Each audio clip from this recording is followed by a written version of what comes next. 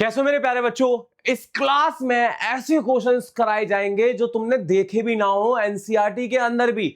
ऐसे ऐसे क्वेश्चन इसके अंदर सिलेक्ट करके लेके आया हूं तुम्हारे लिए सिलेक्ट करके लेके आया हूं। थोड़ा ध्यान से देखना, सारे क्वेश्चन आराम से देखना और सारे एक से एक हैं और समझ में तुमको आएंगे, अच्छे से आएंगे क्योंकि मैं समझा रहा हूं और आप समझ रहे हो, दिमाग आप लगा रहे हो और करवा मैं रहा हूं। दिमाग का थोड़ा थोड़ा यूज करवाता रहूंगा, है ना। ठीक है, अब बात करते हैं इस चैप्टर की। बात करते हैं इस चैप्टर में प्रोबेबिलिटी है। प्रोबेबिलिटी क्या है? जितनी भी संभावनाएं होती हैं, जितनी भी पॉसिबल चीजें होती हैं, उन सबको न्यूमेरिकली कन्वर्ट कर देना क्या कहलाता है? प्रोबेबिलिटी कहलाता है। न्यूमेरिकली कन्वर्ट करना क्या कहलाता है? प्रोबेबिलिटी कहलाता है। इतनी बात समझ में आ गई प्रोबेबिलिटी क्या होता है। नेक्स्ट आगे बात करते हैं कुछ फॉर्मूले की। ये फॉर्मूला है प्रोबेबिलिटी का। यहाँ पर जितने भी आउटकम होंगे वो ऊपर अपॉन में टोटल, जो प्रोबेबिलिटी की जो ऊपर वाली वैल्यू जीरो से बड़ी होगी, एन से छोटी होगी, और इनकी प्रोबेबिलिटी का आंसर 0 और 1 के बीच में रेंज बनती है। ये नॉट वाला है, ये ऑड वाला है, ये ऑड फेवर में है, ये अगेंस्ट में है। बस इतने फॉर्मूले याद रखने। लास्ट दो वीडियो से यही समझा रहा हूँ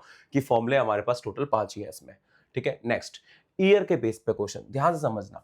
जब नॉर्मल ईयर होता है तो उसमें 365 दिन होते हैं।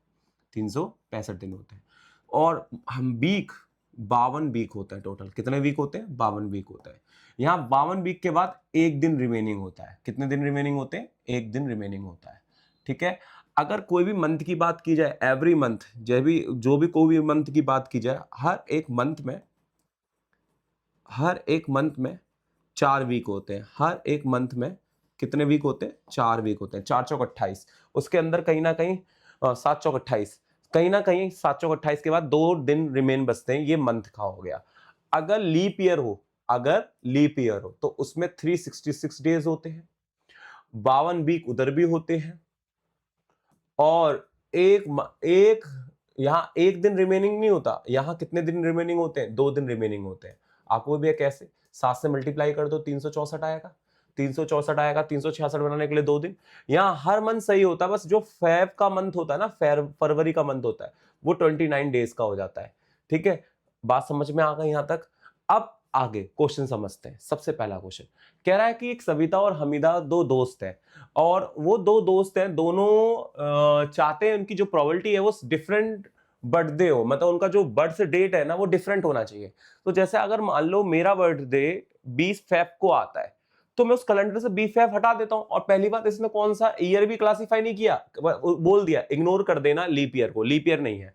तो डिफरेंट डे वाला जो एक दिन होगा, जब मैं 20 फरवरी को पैदा हुआ हूं तो उसको कब पैदा होना पड़ेगा? 20 फरवरी को पैदा नहीं होना पड़ेगा, चाहे वो कहीं पर भी पैदा हो जाए, किसी भी दिन पैदा हो जाए तो हमारा काम चल जाएगा ना। तो यहां पर जो आंसर आएगा डिफरेंट वाला, तो वो डिफरेंट डे का जो बर्थ डेट आएगा वो क्या आएगा? देखो, डिफरेंट बर्थ डे। अब डिफरेंट बर्थ डे का क्या बनेगा पैटर्न? वो बनेगा 364 अपॉन में 365। अब अगला केस है सेम डे बर्थडे का। अगला केस है सेम डे बर्थडे का, सेम डे बर्थडे या सेम बर्थडे। तो उनमें से एक ही दिन होगा 20 फरवरी, उसको 20 फरवरी को पैदा होना पड़ेगा, तभी हम दोनों का सेम दिन पे बर्थडे आएगा। क्या इतनी बात आप सभी को समझ में आई? इतनी बात सभी को समझ में आई? आगे बढ़े क्या? चलो आगे बढ़ते हैं।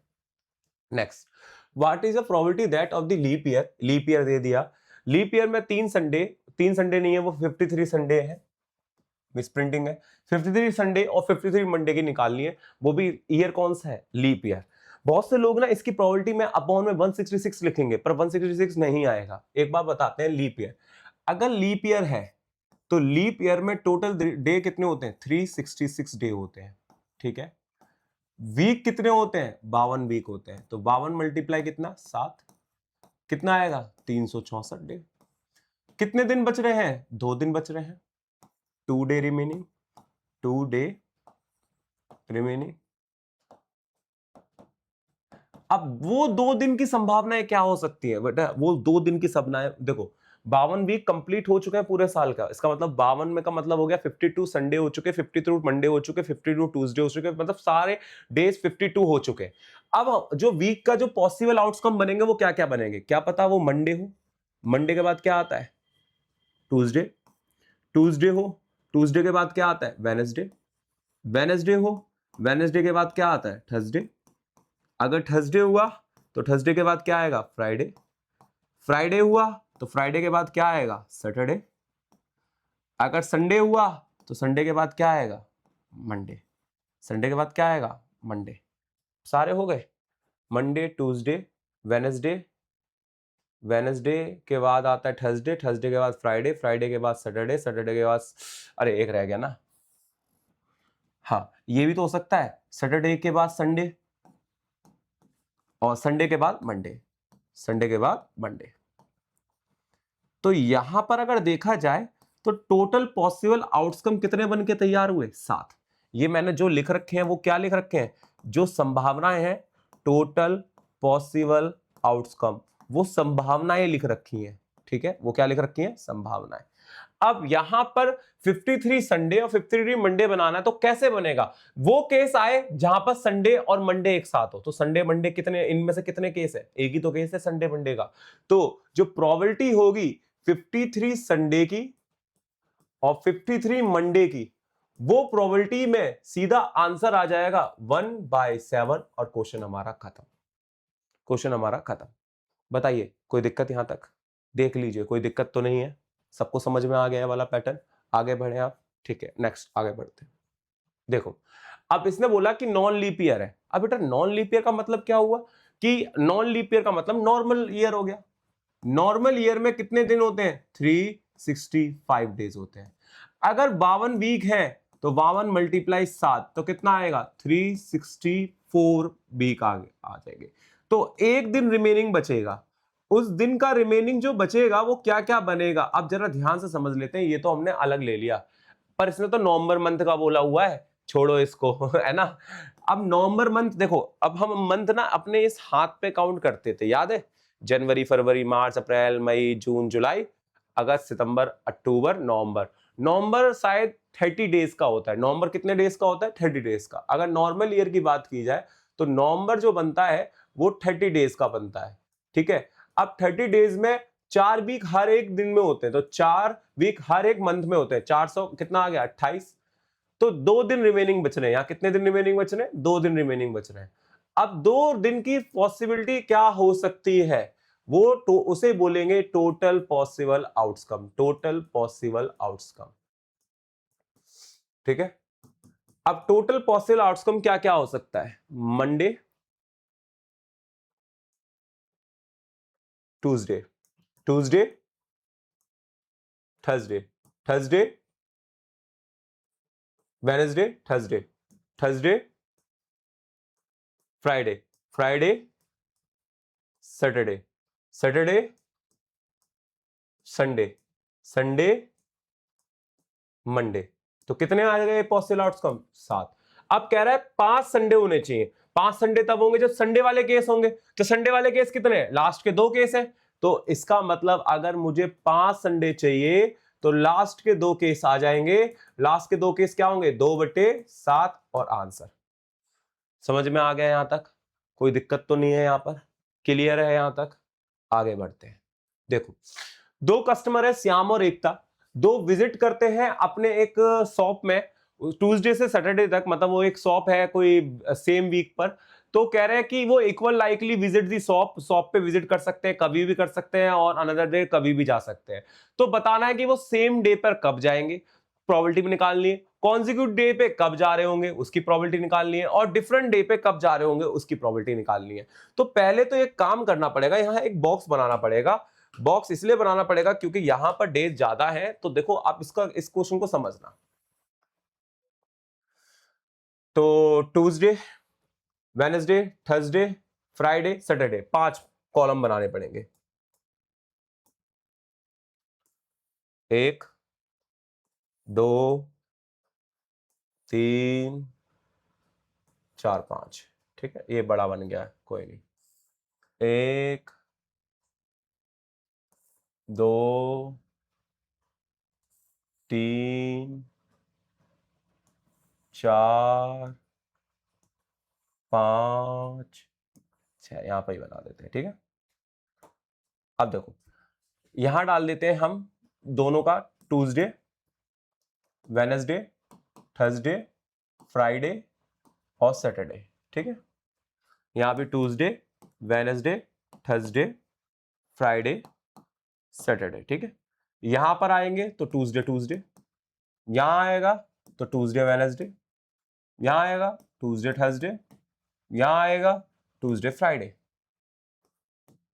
यहां आएगा ट्यूसडे सैटरडे, यहां आएगा ट्यूसडे वेडनेसडे, ना ना ना वेडनेसडे ट्यूसडे, पहले वेडनेसडे, पहले हम इसका ले रहे हैं, ठीक है ना। Wednesday, Thursday, Friday, Saturday, Saturday Saturday Saturday Saturday, Friday Friday Friday Friday, Thursday Thursday Thursday Thursday,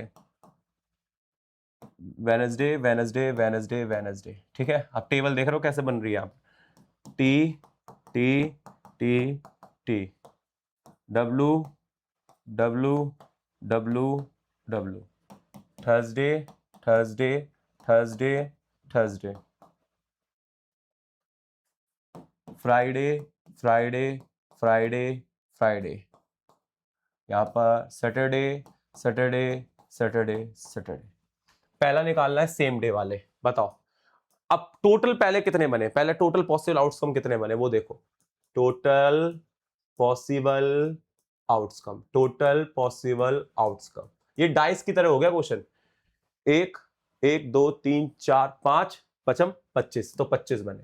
तो पहले की जो प्रोबेबिलिटी निकालूंगा सेम डे की, देखना जरा सेम डे कितने आ रहे हैं, सेम डे 5 आ रहे होंगे, देखो T T W W T T T T कर रहे हैं ना, तो कितने आ रहे हैं 5, 5 अपॉन में 25, 1/5, खत्म। अब निकालना है कॉन्जिक्यूटिव डे का, अब क्या निकालना है, कॉन्जिक्यूटिव डेज का। कॉन्जिक्यूटिव डेज देखो जो कंटिन्यू चल रहे होंगे, देखो एक ये आ रहा है हमारे पास कॉन्जिक्यूटिव डे, देखो कॉन्जिक्यूटिव डे एक ये आ रहा है, एक ये आ रहा है कॉन्जिक्यूटिव डे पर, ठीक है, एक ये आ रहा है, एक ये आ रहा है, ठीक है। और कोई कॉन्जिक्यूटिव डे पर, क्या पता वो आगे पीछे भी हो जाए, कोई दिक्कत नहीं, पर कॉन्जिक्यूटिव डे होने चाहिए।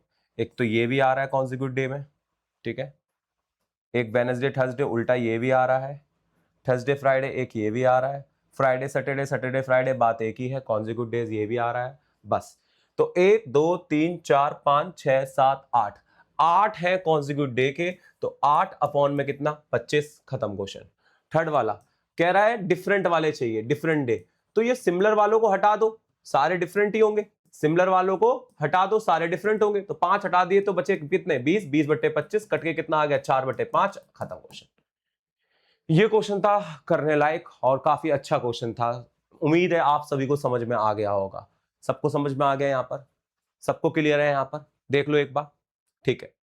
अगला, अब यहां पर जितने भी क्वेश्चंस होंगे वो सारे मिक्स क्वेश्चंस होंगे, ठीक है, जितने भी क्वेश्चंस होंगे सारे मिक्स क्वेश्चन होंगे, मैं सबको मिक्स कर रहा हूं क्योंकि अब अलग अलग टाइप बनाने का फायदा नहीं है, तो जल्दी जल्दी क्वेश्चंस को खत्म करते हैं। पहला क्वेश्चन देखते हैं, समझते हैं। पहला क्वेश्चन सर्कल पर डिपेंड है, इसने क्या बोला कि एक हमारे पास suppose throw a dice, dice को थ्रो किया जा रहा है, उसे रेक्टेंगुलर पोर्शन के पास रीजन पे डालना है जिसके अंदर जो सर्कल का डायमीटर 1 मीटर दे रखा है और हमारे पास लेंथ एंड ब्रेथ गायब कर रखी है यार, कोई बात नहीं, तो इसको हम 3 मीटर ले लेते हैं, इसको हम 2 मीटर ले लेते हैं। हमें थ्रो कहां करवाना है, प्रोबेबिलिटी कहां करवानी है, इनसाइड दी सर्कल में करानी है। तो यहां पर जो प्रोबेबिलिटी निकालनी है P inside a circle, inside a circle, circle के अंदर, तो ऊपर आएगा एरिया किसका, सर्कल का, नीचे पूरे का एरिया आएगा, एरिया किसका आएगा, लेंथ इनटू ब्रेथ का, मतलब यहां काउंटिंग नहीं चलेगी, एरिया चलेगा। एरिया क्या बनेगा, पाई आर स्क्वायर, या रेक्टेंगल का लेंथ इनटू क्या होता है, ब्रेथ। पाई की वैल्यू देखो भाई, डायमीटर दे रखा है, डायमीटर 1 है तो रेडियस कितनी होगी 1/2, तो यहां पर हम रखेंगे 1/2 का कितना होल स्क्वायर। लेंथ हमारे लिए कितना है 3 और ब्रेथ हमारे लिए कितना है 2, तो मैंने लेंथ एंड ब्रेथ 2 और 3 ले लिया, ठीक है। ऊपर आ गया पाई इक्वल टू 1 बाय कितना 4 अपॉन में 6, दोनों की मल्टीप्लाई, तो आंसर आ गया पाई बाय 24, और यही है हमारा क्या, प्रोबेबिलिटी का आंसर। मतलब कहने का मतलब अगर प्रोबेबिलिटी एरिया में है तो हमें एरिया पे ध्यान देना पड़ेगा, काउंटिंग पे ध्यान नहीं देना पड़ेगा। बताओ इतना समझ में आ गया सभी को, अगले में बढ़ते हैं।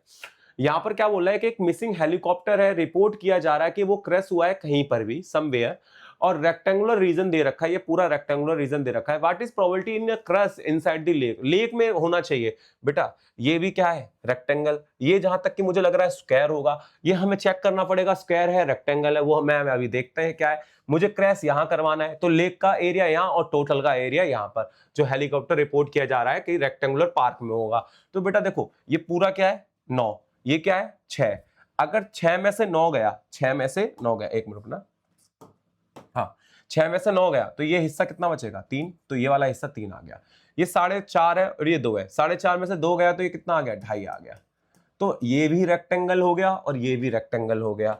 अब यहां पर बात करते हैं किसकी, प्रोबेबिलिटी की। प्रोबेबिलिटी निकालनी है जो एरिया क्रैश करेगा कहां पर, लेक में। तो पहले एरिया किसका रखना है, लेक का, फिर एरिया कहां किसका रखना है, हमें जो रेक्टेंगुलर पार्क का। लेक का एरिया भी क्या होगा, लेंथ इनटू ब्रेथ, और इसका एरिया भी लेंथ इनटू ब्रेथ। लेंथ कितनी है हमारी, लेंथ है हमारी छोटा वाला 2.5 इंटू 3, बड़े वाला कितना है 9 इंटू 4.5, 9 इंटू 4.5, पॉइंट से पॉइंट कैंसिल, 3 तिया 9, 5 और 9, तो आंसर आ गया 5/27, ये हो गई प्रोबेबिलिटी।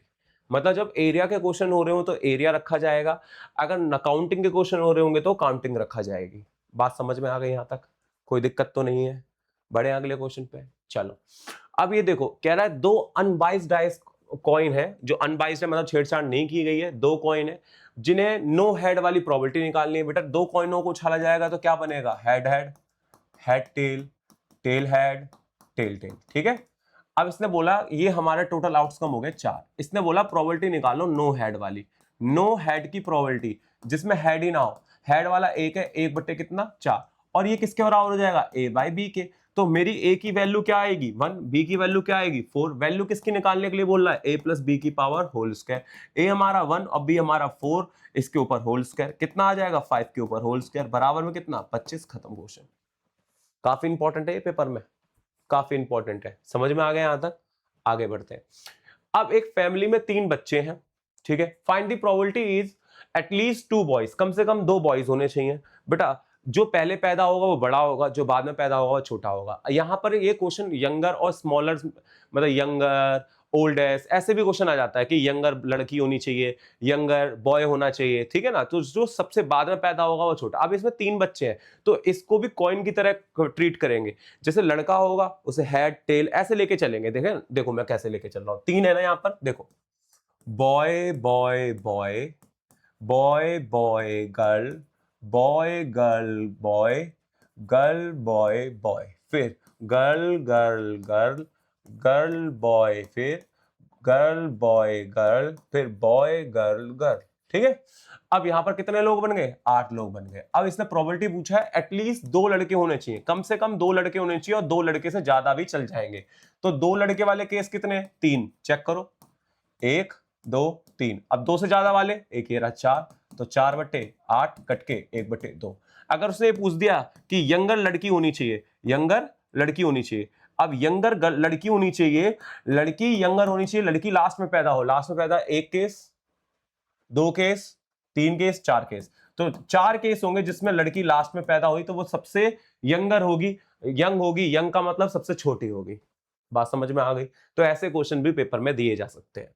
आगे बढ़ते हैं, देखो कह रहा है एक नंबर है x जो चॉइस करने हैं इनमें से, प्रोबेबिलिटी निकालनी है इसकी, है ना, एक्स स्क्वायर। अब भाई देखो सुनो, इसने x हमें दे रखा है, x क्या दे रखा है -3 -2 -1 0 1 2 3, फिर मुझे x स्क्वायर निकालना, स्क्वायर कितना होगा 9, फिर 4 या 1, फिर 0, फिर 1, फिर 4 या 9, ठीक है। फिर इसने क्या बोला हुआ है एक्स स्क्वायर लेने के बाद इसने बोला 4 से छोटा। बेटा प्रोबेबिलिटी निकालनी है वो जो 4 से छोटी और 4 के बराबर हो। बेटा 4 से छोटी और 4 के बराबर तो यही केस मिल रहे बीच के, है ना। तो कितने केस मिल रहे 1 2 3 4 5, कितने केस मिल रहे 5 5, और टोटल कितने केस है 6 7, तो आंसर हो गया हमारा 5/7, खत्म क्वेश्चन। तो ऐसे क्वेश्चन भी हो सकते हैं जो दिखने में ऐसे लगे यार ये क्या बना के दे दिया, क्या बवाल दे दिया, तो ऐसे क्वेश्चंस भी हो सकते हैं आपके में। आगे बढ़े, देखो एक नंबर है x जो 1 2 3 4 में सिलेक्ट करना है, एक नंबर है हमारा क्या, एक नंबर है हमारे पास y जो हमें सिलेक्ट करना है 1 4 5 में। हमें प्रोडक्ट निकालना है कि दोनों का प्रोडक्ट x और y का किस में हो, वो कम हो, लेस देन हो 9। तो इसका मतलब यहां पर भी बॉक्स बनेगा क्योंकि दो लोग आ गए सिलेक्शन के लिए। तो बॉक्स बनाते हैं पहले, ठीक है। बॉक्स में 3 3 नंबर है ना, तो 3 3 लाइनें बना लेते हैं।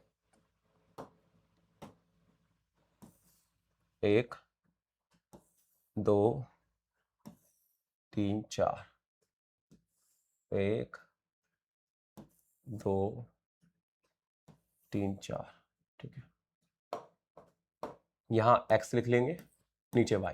x वाले नंबर 1 2 3, y वाले नंबर 1 4 9। क्या करना है, दोनों का प्रोडक्ट करना है। प्रोडक्ट मतलब मल्टीप्लाई, एक की एक में एक, एक की दो में दो, एक की इसमें तीन, चार की एक में चार, चार दूनी 8, चार तिया 12, 9 एकम 9, 9 दूनी 18, फिर 9 तिया 27। इतना क्लियर हो गया। अब क्या बोला है क्वेश्चन में, ध्यान से समझना कि प्रोबेबिलिटी निकालनी है किसकी, प्रोडक्ट की, जो किससे कम हो, 9 से कम हो। अब 9 से कम वाले कौन कौन से लोग होंगे भाई, देखो 9 से कम वाले एक ये हो गया, एक ये हो गया, एक ये हो गया, एक ये हो गया, एक ये हो गया। तो टोटल कितने लोग हो गए, 5, जिनका एक्स वाई का प्रोडक्ट 9 से क्या हो, कम। ऐसे भी लिख सकता है ये, 9 से कम कितने लोग हैं, 5, 5 बटे 9। 9 क्यों आया, क्योंकि इसके जो केस बन रहे हैं वो टोटल 9 केस बन रहे हैं। खत्म क्वेश्चन। समझ में आया बेटा, यहां पर कोई दिक्कत तो नहीं है, आगे बढ़े। चलो बेटा, कह रहा है एक वेकेशन है, वीना विजिट करती है एबीसीडी, मतलब एक 4 कंट्री में विजिट करती है रैंडमली। प्रोबेबिलिटी निकालनी है जो C visit at A before B, A before B, B before C, A first and B last, A either first and second, वो या फर्स्ट हो या सेकंड हो। तो पहले मुझे ये विजिटिंग वाला पैटर्न निकालना पड़ेगा। अब विजिटिंग वाला पैटर्न कैसे निकलेगा वो ध्यान से समझना।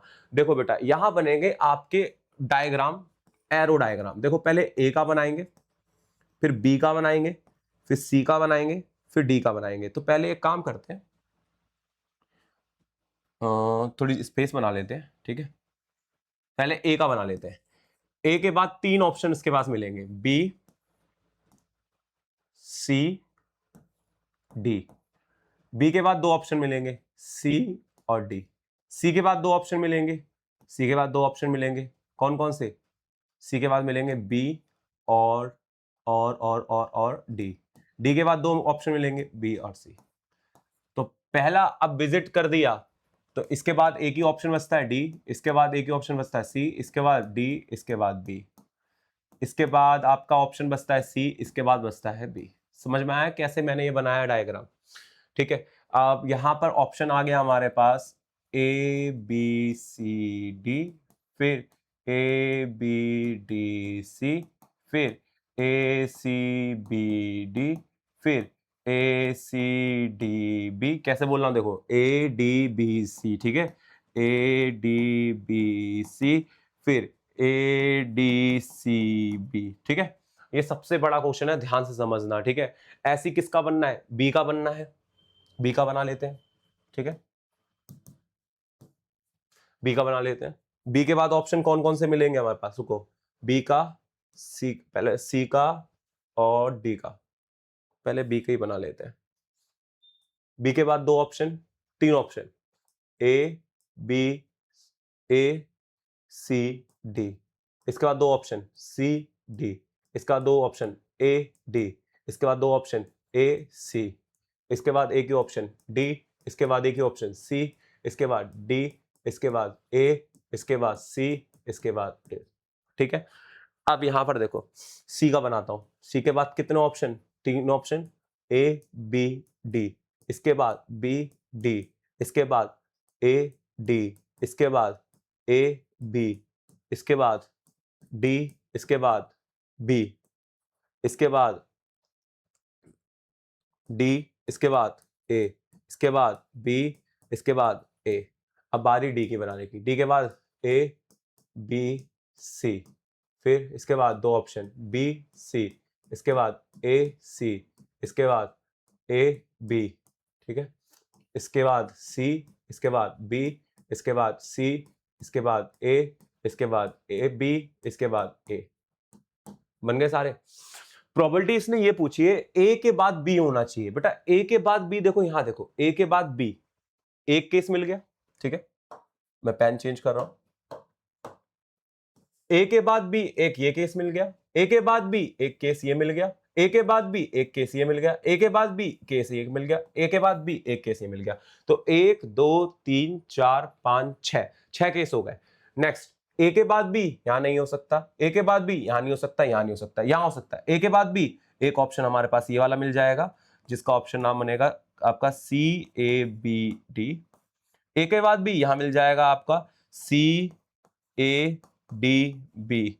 ए के बाद बी ना यहां मिलेगा, यहां मिल जाएगा ए के बाद बी, एक ही ऑप्शन में मिलेगा, वो भी इस वाले में सी डी ए बी।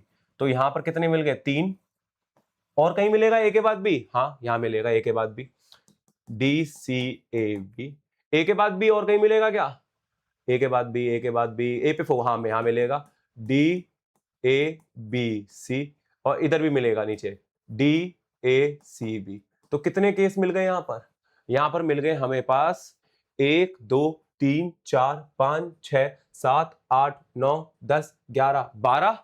तो 12 अपॉन में टोटल इसके कितने बन रहे? 1 2 3 4 5 6, 6 चौक 24 अपॉन में 24, 1/2, खत्म क्वेश्चन फर्स्ट वाला। अब बोला ए के बाद, अगर ये होता ना ए जस्ट बिफोर बी, तो ए बी का पैटर्न ढूंढ रहे होते, पर ए बिफोर बी का मतलब बी, ए के बाद बी, तो ए के बाद कभी भी बी हो सकता है। अगर जस्ट बिफोर बी बोल देगा तो तुरंत ए के बाद हमें बी चाहिए होगा, ठीक है ना, वो नहीं है। अब ए के बाद बी के बाद सी, तो ए बी सी का कॉम्बिनेशन ढूंढना, ए फर्स्ट में होना चाहिए और बी लास्ट में होना चाहिए, वो ढूंढ लेना तुम, ठीक है। और ए फर्स्ट पे या सेकंड पे हो, मतलब इन दोनों पे हो। क्या ये क्वेश्चन तुम खुद कर सकते हो? तो ये क्वेश्चन तुम खुद करना, काफी अच्छा क्वेश्चन है। एक लास्ट क्वेश्चन पे बढ़ते हैं, ये काफी टफ क्वेश्चन है, ध्यान से समझना, क्योंकि यहां पर ये क्वेश्चन आपके सिलेबस में नहीं है, पर इस तरीके से क्वेश्चन पूछा जा सकता है। जब भी आपको एक साथ 2 ड्रॉन किए जाए, एक साथ 3 ड्रॉन किए जाए, मतलब एक चीज, 2 बॉल एक साथ निकाली जा रही है, 3 बॉल एक साथ निकाली जा रही है, इसमें 2 केस बनते हैं, with replacement and without replacement. कह रहा है एक कार्ड है, वेल सफल कार्ड है, उसमें कार्ड में 52 पत्ते होते हैं, तुम्हें पता है, 2 कार्ड निकाले जाते हैं, दोनों किंग होने चाहिए। बेटा देखो, मैं इसका डायरेक्ट आंसर दे सकता हूं, अगर किंग निकाल रहे हैं, किंग कितने होंगे अभी? 4, 4/52, पर 2 निकाले जा रहे हैं, तो मल्टीप्लाई का निशान लगाना, क्योंकि 2 किंग निकाले जा रहे हैं। अब बताओ किंग कितने रह जाएंगे? 3, क्योंकि विदाउट रिप्लेसमेंट है। और टोटल पत्ते भी कितने हो जाएंगे? टोटल पत्ते भी हमारे 51 हो जाएंगे। तो इसका आंसर आ जाएगा 4 से, अभी इसे कट कर लेते हैं, 3 से कट कर लेते हैं, 2 2 दूनी 4, फिर 6, 2 एकम 2, फिर 13। तो यहां बचेगा 3/13/51। अब 51 की मल्टीप्लाई 13 से, 3 3 पंजे 15, फिर यहां पर 51, फिर 3 6, फिर 6, तो आंसर आएगा 3/663 और खत्म क्वेश्चन। समझ में आ गया यहां तक? बात समझ में आ गई यहां तक? अगर यहां विदाउट रिप्लेसमेंट में विद रिप्लेसमेंट होता तो 2 पत्ते निकालने, तो 4/52, तो अगला केस भी 4/52। मान लो 3 पत्ते निकालने हो, तो अगला केस भी 4/52। ये तब करना है जब क्वेश्चन में क्या बोला जाए? रिप्लेसमेंट। क्वेश्चन में क्या बोला जाए? रिप्लेसमेंट। क्या इतना समझ में आया सभी को? मैंने प्रोबेबिलिटी के ऑलमोस्ट सारे क्वेश्चन कवर करने की कोशिश की है, जितने भी बन सकते हैं एग्जाम में, इससे बाहर नहीं बनेगा जितना मैंने कराया है। आज के लिए इतने ही, मिलते हैं नेक्स्ट चैप्टर में। और लास्ट में आए हो तो चैनल को सब्सक्राइब जरूर कर देना और लाइक जरूर कर देना, कमेंट जरूर करना, मैं कमेंट के सबके रिप्लाई देता हूँ। आज के लिए इतने, मिलते हैं नेक्स्ट वीडियो।